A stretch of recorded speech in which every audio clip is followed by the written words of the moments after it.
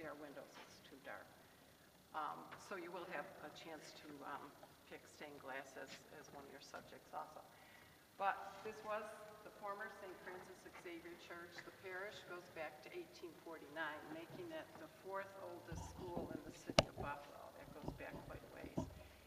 And this building goes back to the year 1913. It was closed by the diocese in 2007. So I purchased the building to donate it to become the Buffalo Religious Arts Center. So we're working at three different levels. One is the building itself and how we didn't want it to close, so we're trying to preserve it. Secondly is the artwork, and all the things that you see around you are from other churches. They're not from this church at all, whether it's statues, oil paintings, the stained glass collection that I just described from other churches. There were 77 that closed in Buffalo, 57 have sold and have gone to different uses, so they don't look like this anymore. I've been in churches where they took, if you look at the top of the pillars, there's angels up there, and they pounded their faces off. They've completely covered all of the artwork, so the buildings do not look the same. They always want to take the pews out and put in chairs. I'm not sure why, because I think the woodwork's quite beautiful, but that's another thing that always goes. The third level that we're working at is the history of immigration. Who were these people that were able to leave us with this amazing artwork, despite the poverty that they had? And that thought came to me long after the project started. One day I was giving a tour, and I was talking about the murals by Pfister, who's Bavarian-born and came to the U.S. to paint. And then I was looking at the ceiling, and that's Joseph Varga, who was Hungarian-born, who did all of the ceiling. And the organ is a German, and the windows were Munich, Germany, and some of our statues Italian. And so as I was going around, all of a sudden it hit that these are all the people that came from other countries and brought with them their ability to make all these things. Now, the situation is that they were all poverty-stricken with a few who were wealthy enough to help build the building. Why did all this happen? And the reason is, and this goes back to European life, people were so poor that the church was everything to them. It was the only place where they could be comfortable, the only place where they could see beauty. And maybe Bill will talk about this when he talks about architecture, but that goes back to Europe. And for those of you who have been there, churches are ornate beyond belief, and it's really quite stunning. Buffalo does have churches like that also. So going back to 2007, it's not only a Buffalo problem, but Boston, Albany, Pittsburgh, Philadelphia, as far west as Chicago, and all the way up the northeastern coast. And if you take 50 to 60 churches lost per city, that's quite a dent in the architecture of the 1890s, probably through 1930s. So that's one thing that drove me to do this. Secondly, I was thinking about what's going to happen to all of the windows. So far we probably have between 40 and 50 in our collection. All the statues that you see here were from other places also, and each one has a story. Some were in a closet, some were in a basement, piled up with things, and you could just see the top of the crown on the statue or whatever. So it was really kind of fascinating to bring it all in. I'm going to ask Bill Cook now to take over because he's going to talk about architecture of the building and the murals, and then we're going to go to stained glass also. Okay, Bill? Sure. Thank you very much. And if you remember the video we watched on the first day of class on Buffalo's Houses of Worship, Bill had a very big part in producing that. Well, not a very big part. A little part. But you appear in it, and that's also a big deal. Yeah. Well, first of all, I'd like to welcome you here. I'm also a alumnus of Canisius College. So we're all in this thing together, I guess. The architectural style of this church is a Romanesque basilica. And going back to Constantine, when Constantine converted to Christianity, that was in the early part of the 4th century. And then the Christians could come out of their house churches, and they could then had to come up with some type of a building where they could all worship together. And the building that they chose were buildings that they were familiar with. And I think you've probably all heard of Roman basilicas that were rectangular buildings with an apse at each end and the entrance along one of the long walls, and they were used for a number of different things, for courts, for a lot of different meetings, things such as that. So they adapted the basilica. I found an interesting quote that Christian understanding of religion the Christian understanding of religion is the meeting of the community with God. Thus, the church is not a house for the deity. Rather, it is a house for the people of the deity. And I think that's interesting to think of it that way. You know, you go back to the Greek and the Roman temples, and they were all basically devoted to some deity. And now we looked at churches and they built them to serve as a place where they could come together with God. Very briefly, the basilica is a relatively simple building. Looking at this building, you have basically a rectangular box with a floor and a ceiling or a lid, and then the side walls come in three parts: the columns, then the masonry above the columns, and then the opening for windows above that, or the clear story. And they were done in that fashion for a specific reason. Opening up the clear story, or going to the second story and then opening it up, would allow a lot of light to flood the center of the building, the main aisle, per se. And as time passed, the basilica evolved. I mean, instead of having, they came up with the colonnades and the curved arches and things such as that. The architect of this building was a man by the name of Max Biro. He was a Buffalonian. He had worked on Lafayette Presbyterian Church, and he also worked on the Connecticut Street Armory. So he was well versed in architecture, and especially in what would go with Buffalo. The church was not decorated on the interior until around 1918. And then the painting and the stained glass windows went in. And the artisan that did the nave and the two side, or not the nave, the apse and the two side chapels was a Benedictine monk by the name of Raphael Pfisterer. He taught art at St. Anselm's College in New Hampshire. And he worked on, as I said, the two side chapels and the apse. And there was another gentleman that worked with him. His name was Joseph Varga, who was a Hungarian immigrant. And he was responsible for painting scenes of the life of Christ in the clear story, and then doing the decoration in the colonnade and things such as that. So both of those gentlemen worked roughly together on the decoration of the interior of the church. I think you'll agree, I hope you'll agree, that the painting in the apse is, I think, absolutely spectacular. And when you think that one man did that, now it's done on canvas, and of course it's applied to the walls, but there was a lot of work that went into that.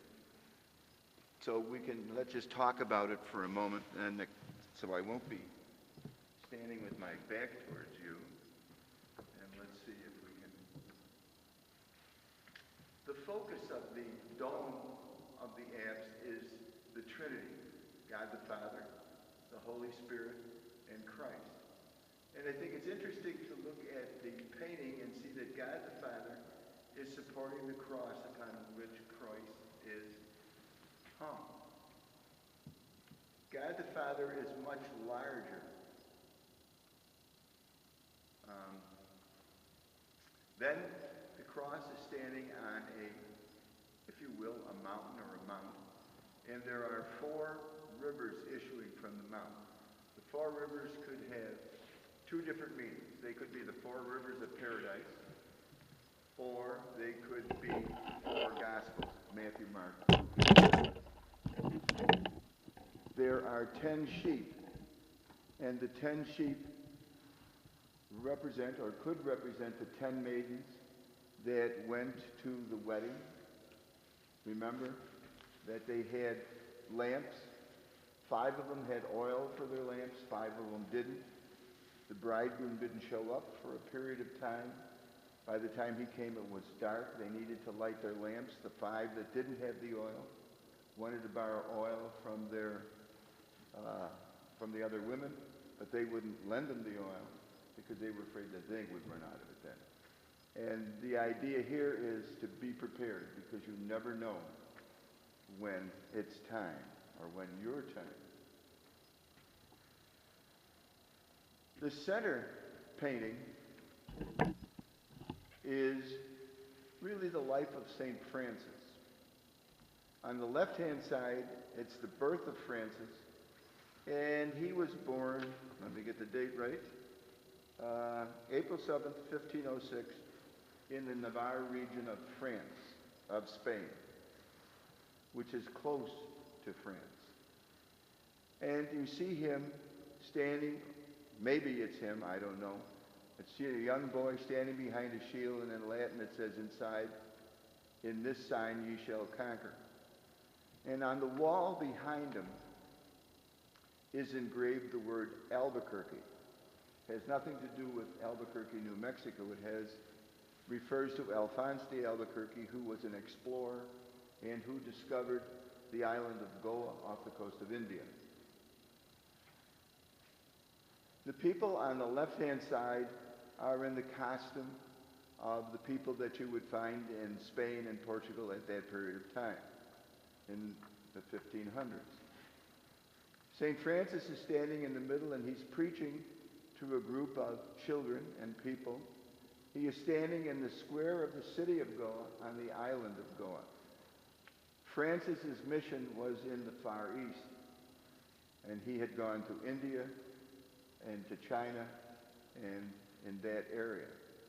And you can see in the background are the buildings that would be conceivably typical of that era in the city of Goa. An interesting feature of this is that the artist included a picture of Buddha achieving nirvana or perfection. And why did he do that? You know, it's hard to say. We haven't talked to the artisan about it. He's not around any longer. But conceivably, it could be that he was paying homage to Buddhism, which is a very, very important religion in the Far East. Then the lower individuals refer to the disciples, and there are prophets on each side. The inscription is, and how beautiful on the mountains, how beautiful upon the mountains are the feet of him who bring glad tidings announcing peace. And there are 3 prophets on the left-hand side, Ezekiel, Isaiah, and Nahum. And then we start over here with the disciples. And the first one pictured is James Minor, and you see in James Minor's hand a fuller's club. The fuller's club was used to make felt, and it was also used to beat James to death. That's how he met his martyrdom. Standing next to James is Andrew, and Andrew is holding a psalter, or an X-shaped cross, and he was crucified on that cross. And then next to him is Simon with a saw,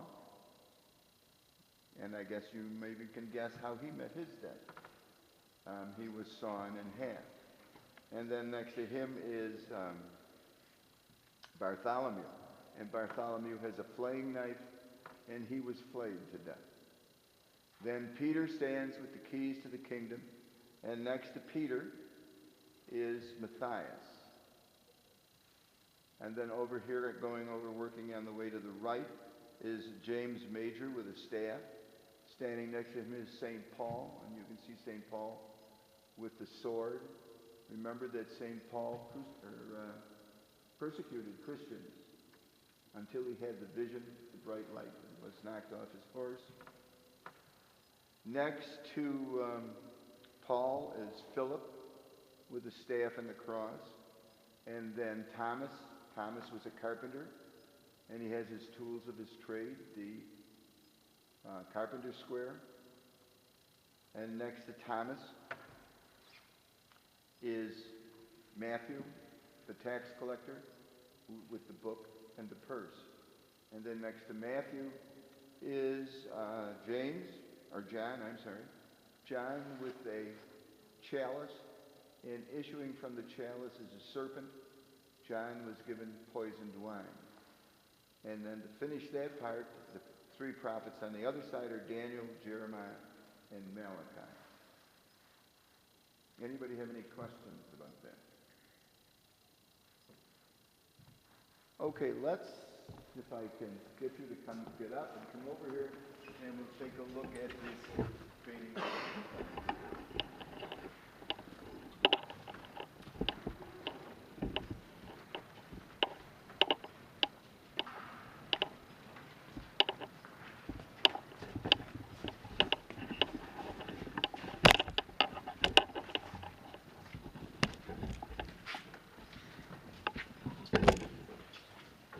Up at the top, Blessed Virgin Mary, conceived without original sin, patrons of the province of North American essence, OPN Orama Pro Nobis. And the depiction is of Mary standing on the crescent moon over North America. There is a bishop here. This was the bishop that petitioned Rome to have Mary as patroness of North America. There's the Capitol there, and there's a picture of the Basilica of the Immaculate Conception in Washington. Interestingly enough, this basilica was not built yet. And when they built it, they put the campanile on the other side. This is a cover from the dedication brochure, and they used this painting in the dedication brochure of the basilica. So it was built afterwards. We have a woman holding a child, and a woman and a child folding the flag. Two women are seated over here. And interestingly enough, then, he has added 3 Native Americans. And they're pointing to North America. And one of them is sitting on a totem pole. Why? Conceivably signifying that the Indians are putting aside their ancient religion to accept Christianity. And I think one of the amazing things about this painting is that the artisan then chose for a border the seals of the 48 states. Now, there were only 48 states at the time this was painted. We're talking about 1918, 1920. Here's the seal of New York, Texas, North Carolina, the palmetto and the crescent moon. Maryland is over here. California is up there.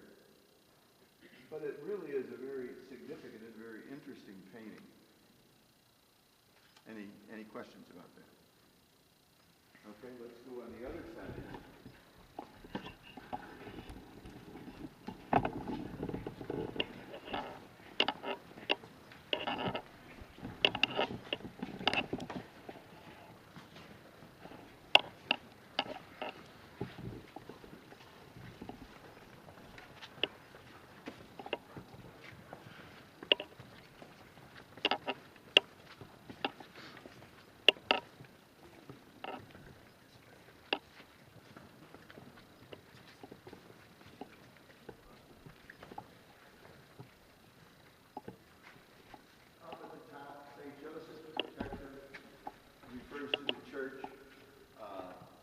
Patron of labor and patron of the dying.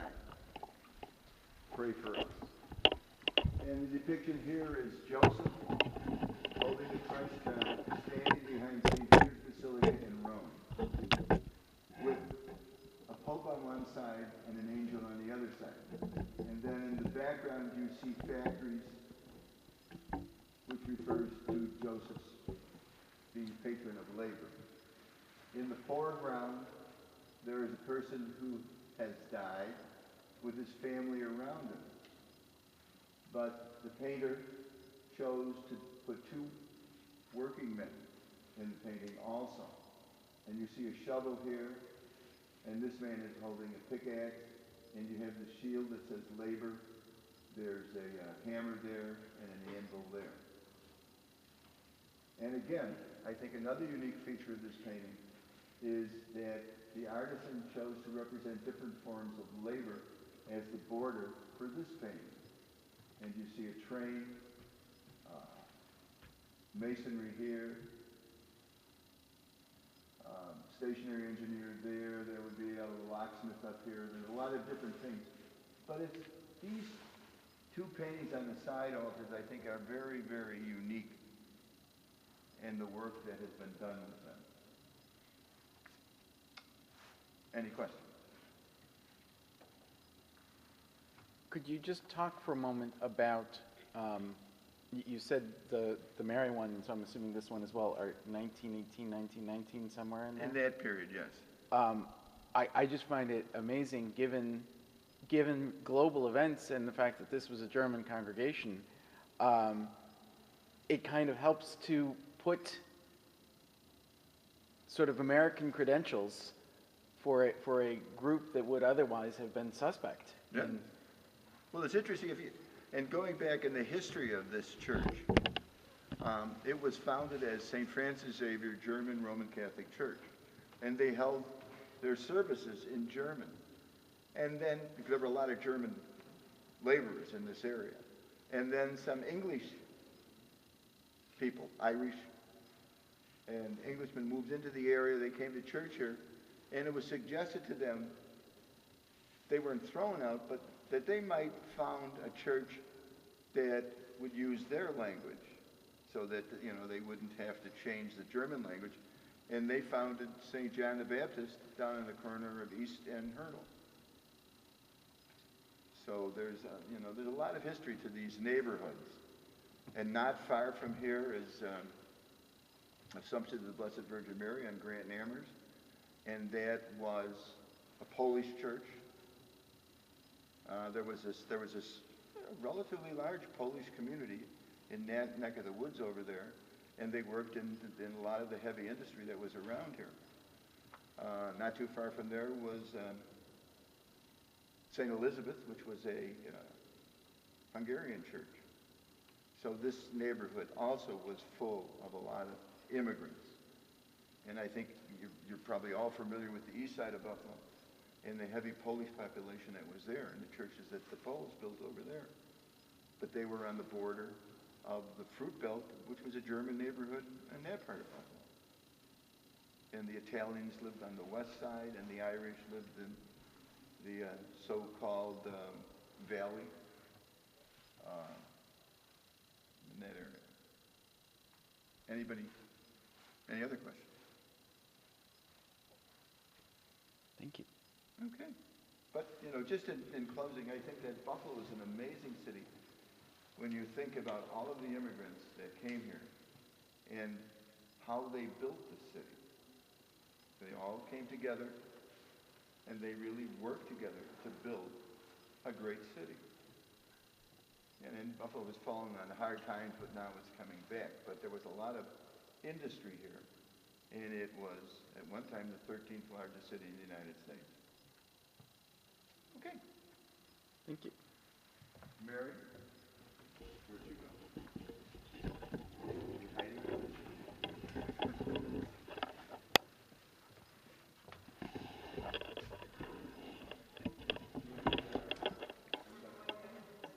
Oh, you're gonna go back to the window? Okay, come on back here.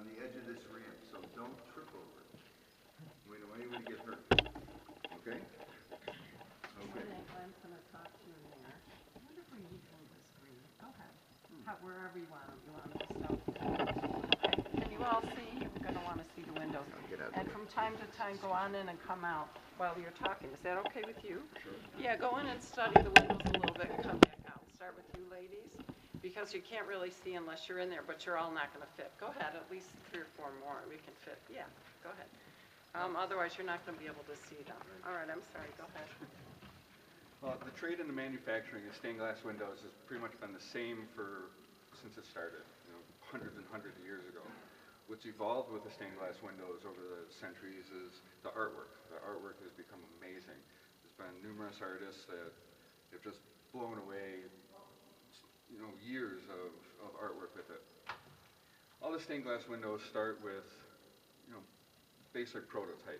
You start with a church that wants their windows, of course, and then you start with either architectural windows, which are just a simple design and patterns, which take up all the spaces, fill up the gaps in the church, and then the church, if they have enough money and denomination, they choose if they want figure windows. Now the figure windows are where all the beauty comes from with the stained glass windows. The church decides on what kind of theme that they want from it. If they want different scenes, like this church, I wish we could see from outside, but this is one of the only churches that has all the Stations of the Cross depicted in stained glass windows. These are all life-size windows. These windows take each lancet, one section here is called a lancet. These are double lancets. Each lancet takes roughly 2 to 3 months to make. That's with the artwork here, starting with the design on paper, which you can see here out of Adderley here, design this saint here, and then that design is brought in front of the church, all the society of the church. They agree upon it, and then that is blown up, brought up to size according to the size of opening that they want. That window then is broken up into sizable pieces according to the color scheme that they want. Those pieces are then cut out with special scissors that take out the center where the lead would be. Lead caming is what goes around everything. It turns it into a big puzzle. It's an H channel. The glass, when it's cut into all the sizable pieces according to this color scheme, is then worked into there like a big puzzle. It's all put together. And that's where all the lines come together. It's all broken up. The lines signify changes, sometimes in color, in pattern where the floors meet. It's one of the integral parts of the stained glass window. Now, from there, the windows soldered together at all the joints, I have indicated there, and that creates the bond that holds it all together. From there, then, cementing agent, which is the same that we use now as it was hundreds of years ago. It's a mix of chemicals, plaster. It bonds the glass to the lead and forms airtight, waterproof bond. It also strengthens the window and holds it upright. The bars that you see attached, all these sections here and here, also added support. That's one of the changes that came about over the years. We went from the round bars, which a lot of the old churches have. Those bars, support bars, don't really support the windows that much. So you see, in fact, in this one right here, the bottom section of the right lancet, how the window is bowed out. That's due to inadequate support. When these windows were first made, they didn't really think of support and, as it should be now. So the lead, as you can see, is pretty soft. This was the weakest point of this window, and it causes them to bow. And then that's where our studio comes in with our restoration processes, where take the windows out, we flatten them, we restore, we repaint with 4 to 5 applications of paint on the glass, fired to permanence to recreate it, and then we go from there. But as you can see, these windows in these light boxes in here, as Mrs. Holland was talking about, all these churches closing down over the past 50, 60 years, all these windows are going nowhere or being torn down with the churches. So we've been taking these windows out, creating light boxes, and now showing them off and bringing back out the artwork and showing off, and it's quite an art form that shouldn't be lost, but rarely thought about even when you're at church praying. And let's see. If you have any questions, I'm open for questions on it. There's quite a process to it, and we'll go from there. Thank you. Okay, did everybody have a chance to go in? We're going to go back up to the front as well. Actually,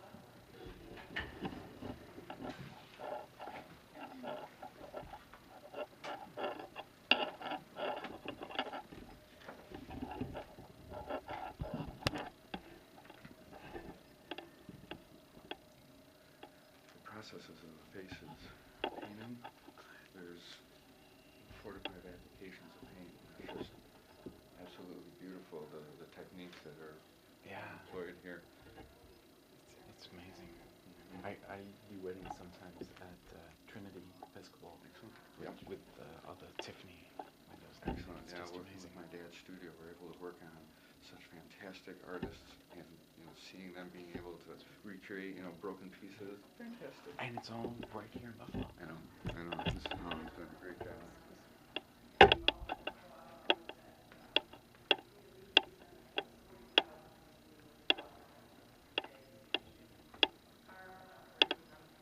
these items were meant to be there forever. They weren't meant to be. These were actually at St. Patrick's. It was a church that was demolished. It was demolished 23 years ago. And then the monks came and picked them up and took them to Kentucky. And I found out about them and decided to get them back. And I asked him, would he sell them? I was in January, about 3 years ago. And he said, yeah, he would bring them up to Rochester, but we'd have to wait till June. So I waited till June, and then I purchased all 14 of them. And this artist, his name is Marco Silvestri, and he actually painted murals in Ilio de Palos. How many of you have been there to meet? So next time you go, they're not religious, obviously. They're just scenes of Italy and Ilio de Palos. So then his grandson called Joseph Silvestri and said, I have paintings of my grandfather's in the basement.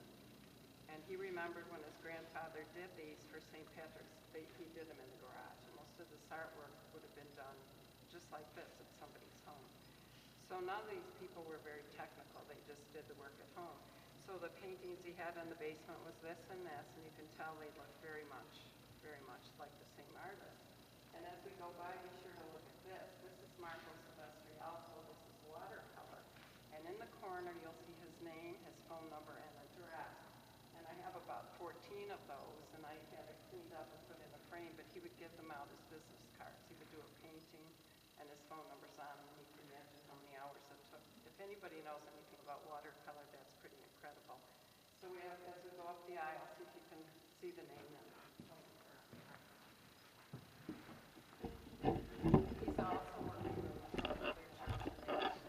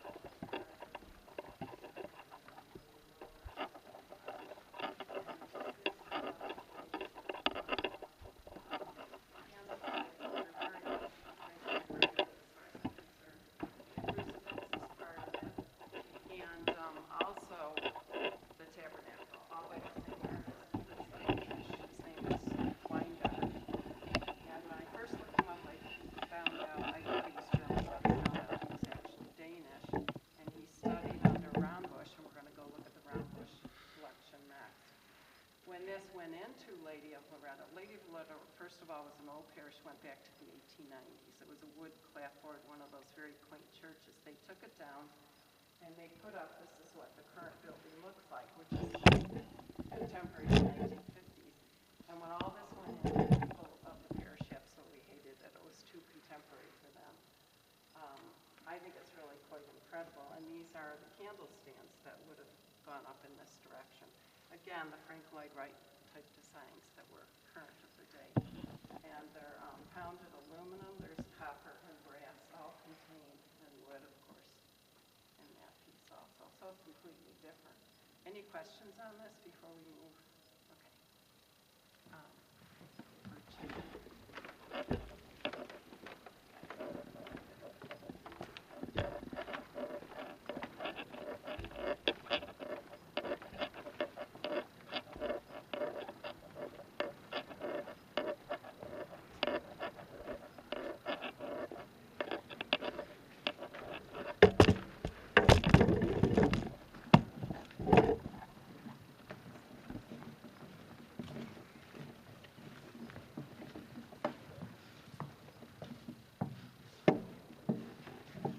Now, the Brown Bush collection, if you go online and look up the company, Brown Bush, New York City, they'll come up as church designers. Again, they're Danish, 4th generation. And the pictures that you see now are churches that are very, very contemporary and extremely glam. So they're pretty ornate. These were done about 1929. And this set includes the tabernacle, a lot of copper work, the candlesticks, there's quite a bit there also. Stations of cross again, pounded copper. And these went with the collection. And the lanterns, unfortunately, got left inside the church, but I'm sure they're worth many thousands a piece. They were really quite stunning. And over on the altar, that bench with 1, 2, is that 3 seats or 4? Yeah, 3 o'clock. The bench goes with it also. So it's quite a large collection. You probably can't tell at night, but unfortunately, somebody took the cross and sent it in to be redipped, so it looks brand new. I don't really care for that. I like things to look in their original patina. Everybody asks, are those menorahs? They're not menorahs. They're 7 candles, so they're Christian, whereas the menorah would have 9 candles, I'm sorry. So that's that. Now this wall, the reason I set this up, I had all the copper here and all the stainless over there, and I decided, or stainless and aluminum, I decided I would change this out. We have school kids, 5th and 6th grade. And so what I did was took one of the Stations of the Cross in different media so we could talk about art. And we have the plaster, which is pretty standard. Those are cast, of course. And then I took the oil paintings that you see across the top. The 2 on either side are very Art Deco. Unfortunately, they're not signed. We don't know who the artist is, but they're definitely very Art Deco. In the center, that actually is a copy of a painting, and it came from Italy. And the entire painting, I was just there a couple of years ago, covers the whole wall, and that's just the inset of Christ being taken down from the cross. Do you recognize? You're shaking. Oh, okay. Very large painting called Lamentations. And so whoever the artist was just took that and copied it. It was very popular in the 1890s and even before that to take the artists, the Raphaels, and the very, very famous Caravaggio, etc., and copy their paintings because people wanted to buy them. They didn't do prints, they do copies. So I have this one and the one in the stained glass room, which is a copy of the Magnificat, and that hangs at the Medici Palace. And then we also have, well, another small plaster one. So this was really sort of an art wall that the kids could study. I'm trying to think what else to say. Is there any questions or anything you'd like to see? How are we doing on time? We're doing great. Okay. Do you want to look at any of the statues? Some are plaster, some are wood. That's okay. The most common, of course, are plaster. This one here is very unusual in that Christ is handing Joseph a crown. I've never seen the image of Christ with a crown of thorns. This next one here is by Mayer. This is an Italian Mayor statue. They're very unusual and hard to find. Mayor of Germany just did windows, and then they came over here and started a statue company, and it only lasted about 11 years. So that's actually wood carved with gesso over it, so it's a wood carved with the gesso. This one here is like a wrought iron bathtub. Seriously, it weighs that much, and it's made out of iron, and then over it is plaster. This here, DePardo again, this is just a very common statuary made with a mold, so that's a pretty common one. The artwork in the baptismals are very different. This is wood. It's painted to look like marble. It's for churches who couldn't afford real marble. And then this one here is real marble. Again, this is gesso, as opposed to the one to the left of the altar, which is a marble. That's real marble, rare marble from Italy. So that would have been very expensive, and that's adopted. Our altar here is Carrara marble. French marble is from Africa. Carrara is white, Carrara Italy, and the yellow is also from Italian marble too. And then all of the work that you see above, those are tiny mosaics. And if you would like to go up, you can go through here and just go take a look if anybody wants to get closer. Most of the altars were left in the churches because they're too expensive to move, except for the churches that became mosques, the ones that were demolished. And some of it is left also. That painting that you see laying there, that 5x7, I just got that, was a Baptist church, and they didn't want a white Jesus. The elder of the congregation wanted a black Jesus, so they asked if I would take it. So I took it down, I had it cleaned, and we're going to paint it yesterday. So that'll be just something else to add to the collection. All right, let's go over this way.